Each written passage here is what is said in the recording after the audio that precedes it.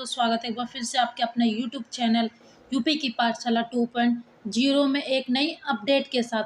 दोस्तों, आज की इस वीडियो में हम बात करेंगे जो इंडियन एयरफोर्स की वैकेंसी आई है AFCAT, उसकी पूरी जानकारी मैं आपको इस वीडियो में देने वाली हूँ।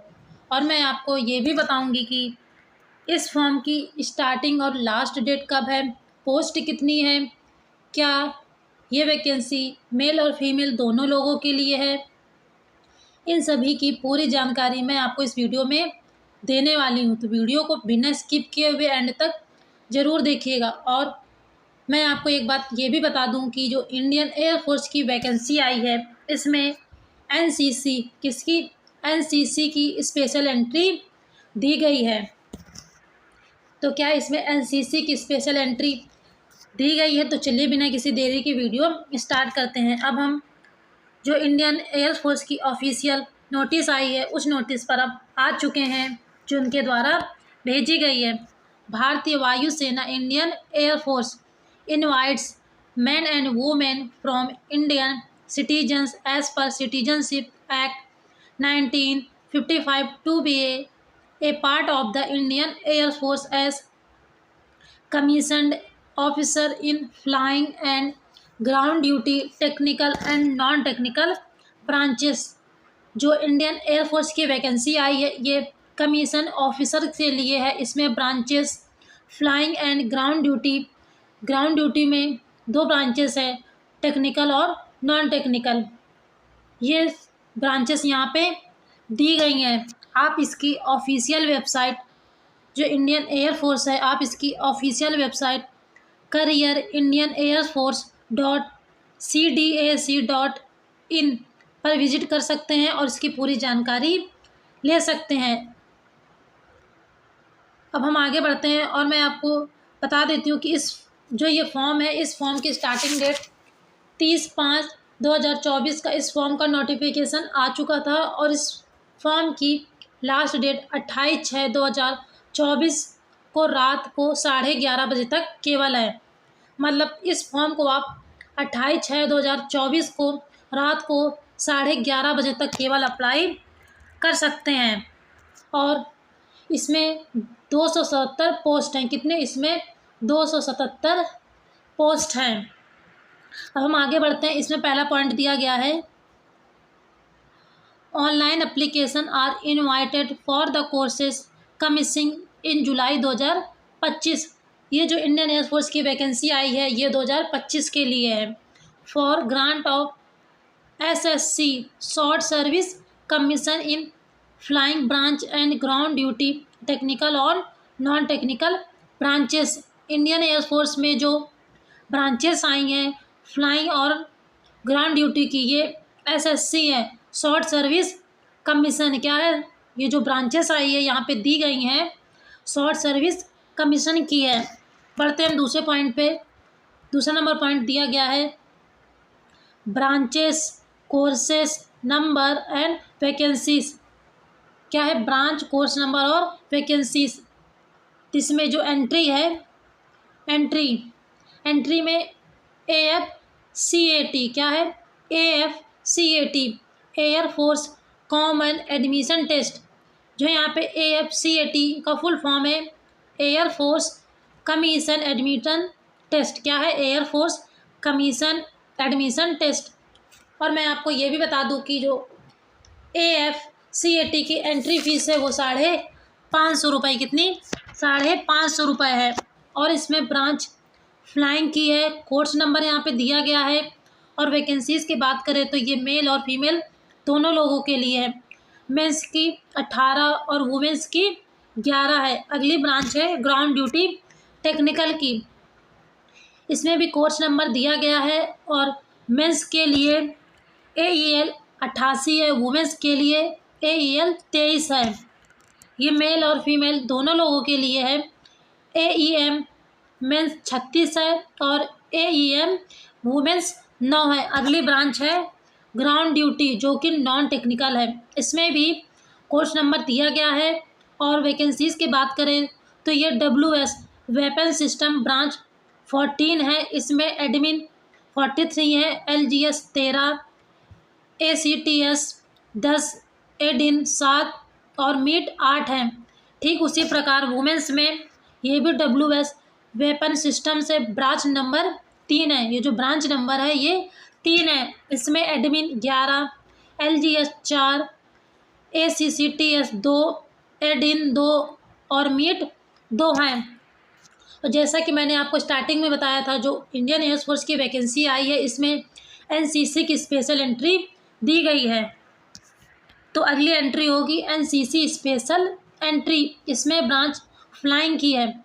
जो NCC की स्पेशल एंट्री होगी इसमें केवल ब्रांच फ्लाइंग की है। किसकी? फ्लाइंग की है। और मैं आपको ये भी बता दूं कि NCC की जो यहाँ पर कोई फीस नहीं, क्या है, NCC की कोई फीस नहीं है। केवल AFCAT air force common admission test जो लोग देंगे उनकी फ़ीस केवल 550 रुपये है।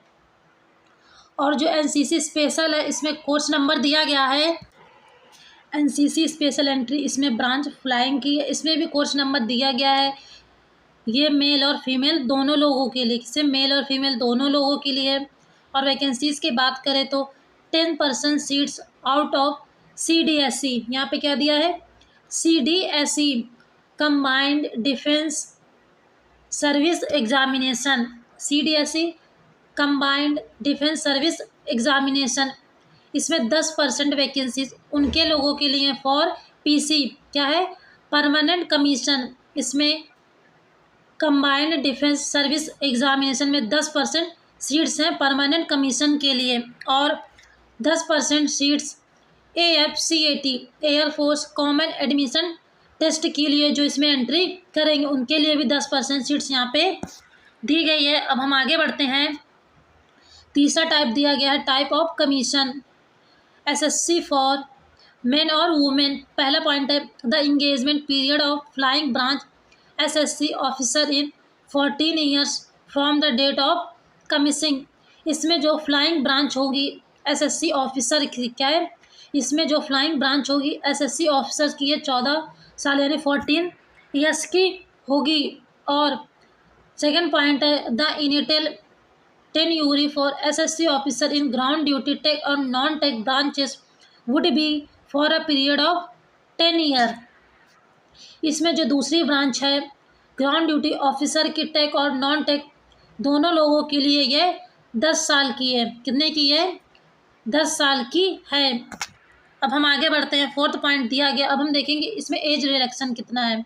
एज में जो फ्लाइंग ब्रांच है ये 20 से 24 वर्ष के बीच होने चाहिए। जो लोग इस फॉर्म को भरेंगे फ्लाइंग ब्रांच वाले ऑफिसर के लिए उनकी एज 20 से 24 वर्ष होनी चाहिए। और उनकी DOB डेट ऑफ बर्थ 2 जुलाई 2001 से 1 जुलाई 2005 के बीच होनी चाहिए।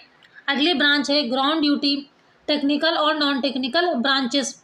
इनके लिए एज 20 से 26 वर्ष होनी चाहिए और इनकी डेट ऑफ बर्थ 2 जुलाई 1999 से 1 जुलाई 2005 के बीच होनी चाहिए। अब हम आगे बढ़ते हैं। 5वां नंबर पॉइंट है, जैसा कि मैंने आपको बताया, आप इसकी official website career Indian air force .cdac.in पर विजिट करके इसकी जो पूरी जानकारी आप पढ़ सकते हैं। अब हम आगे बढ़ते हैं। जो यहाँ पे 6 नंबर दिया गया है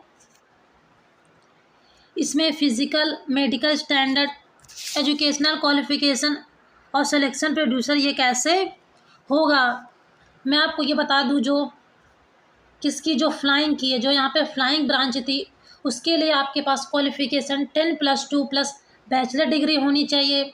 दूसरी ब्रांच ग्राउंड ड्यूटी टेक के लिए इसमें आपका 10+2 होना चाहिए। और ग्राउंड ड्यूटी नॉन टेक के लिए इसमें आपके पास बैचलर डिग्री होनी चाहिए। और अगर आप NCC स्पेशल एंट्री करते हैं तो उसके लिए आपके पास NCC का सर्टिफिकेट होना चाहिए। इतनी चीज़ें आपके पास होनी चाहिए जितनी मैंने आपको बताई है। अगला पॉइंट है 7वां नंबर ट्रेनिंग। अब आपकी ट्रेनिंग कैसी होगी। Training will commission in the first week of July 2025 और courses of air force academy Dundigal Hyderabad.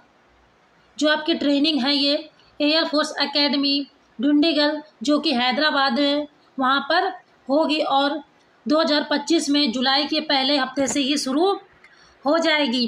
The duration of training for flying and ground duty technical branches in 62 weeks. इसमें जो ब्रांचेस दी गई हैं फ्लाइंग और ग्राउंड ड्यूटी टेक्निकल के लिए, इसमें आपकी ट्रेनिंग 62 हफ्ते की होगी। कितने? 62 हफ्ते की होगी। और जो ग्राउंड ड्यूटी नॉन टेक्निकल है ब्रांचेस हैं उनकी ट्रेनिंग 52 वीक्स, कितने? 52 हफ्ते की होगी। और मैं आपको ये भी बता दूं, pan card and account in SBI या national bank in mandatory at the time of joining air force academy. Aadhaar card is mandatory of registration.